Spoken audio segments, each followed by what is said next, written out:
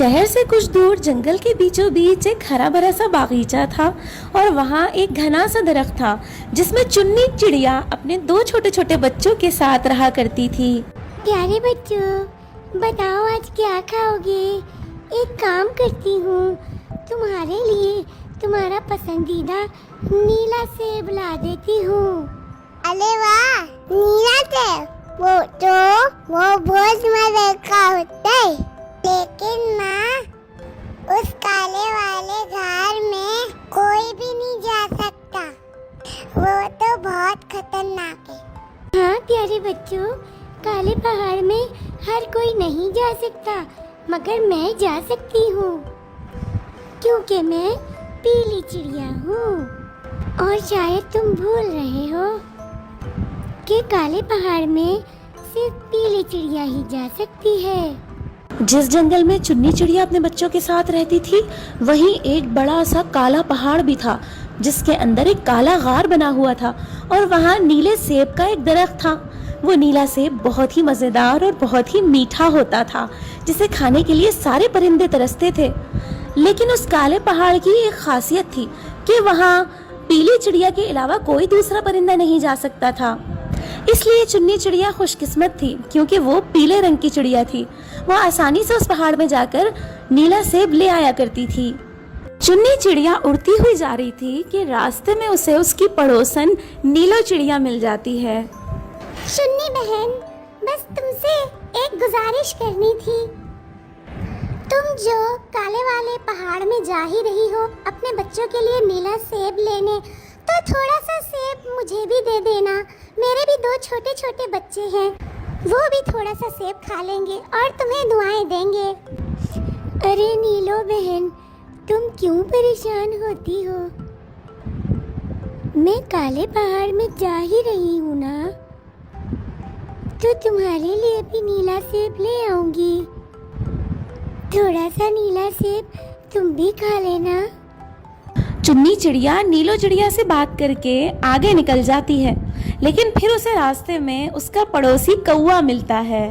चुन्नी बहन, मैंने सुना है कि तुम पहाड़ पे जाने की तैयारी कर रही हो, काई और तुम नीला सेब लेकर आओगी और तुमने अपनी सहेली से नीला सेब खिलाने का वादा भी कर लिया है।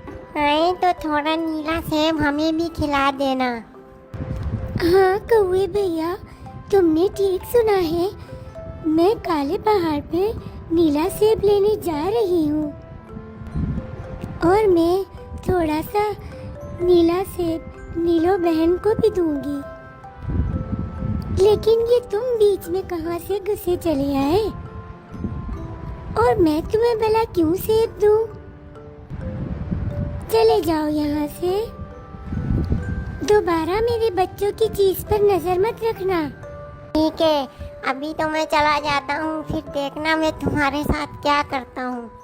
कौवा तो चुन्नी चिड़िया को धमकी देकर चला जाता है, लेकिन चुन्नी चिड़िया कौवे की धमकियों से डरने वाली नहीं थी।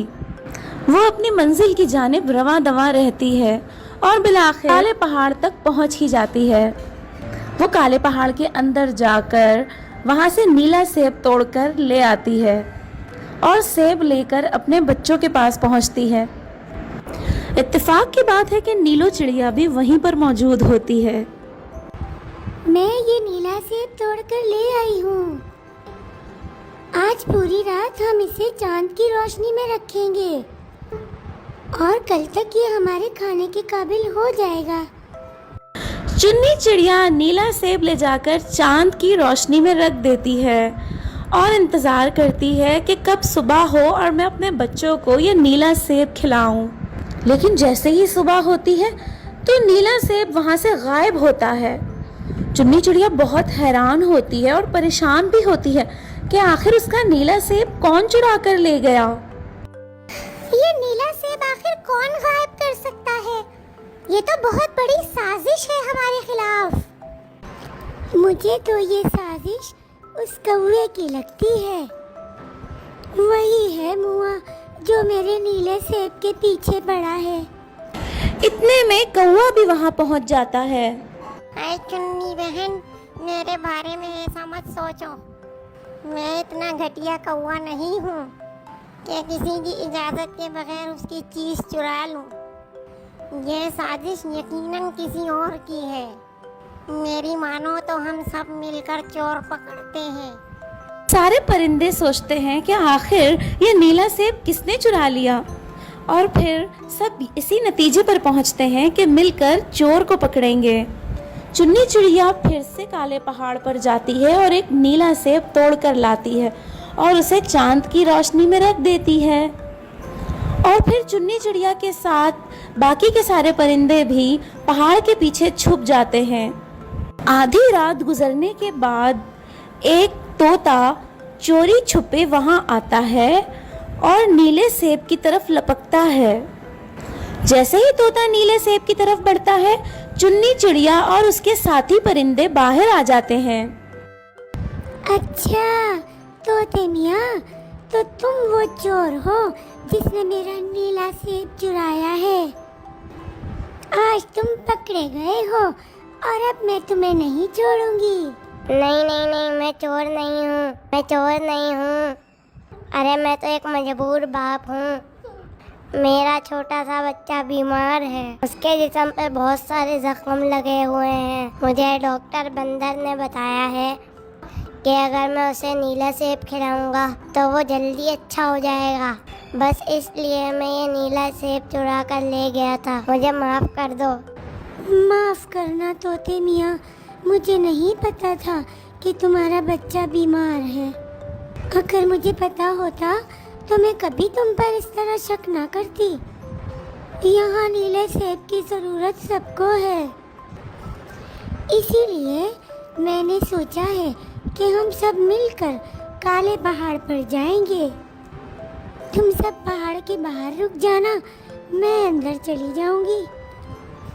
मैं एक एक करके नीला सेब तुम लोगों को दूंगी और एक नीला सेब खुद ले लूंगी।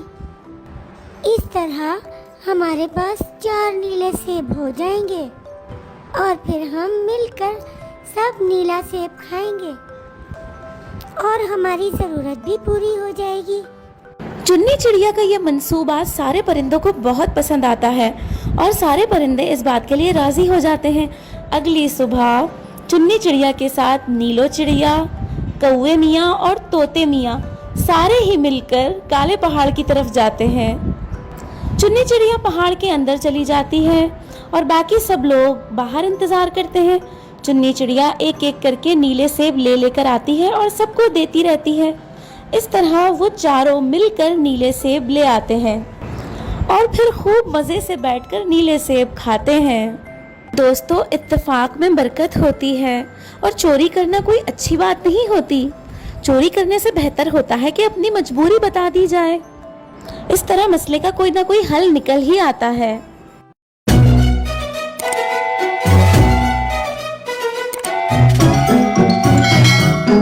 Guys, please subscribe my YouTube channel linked in profile.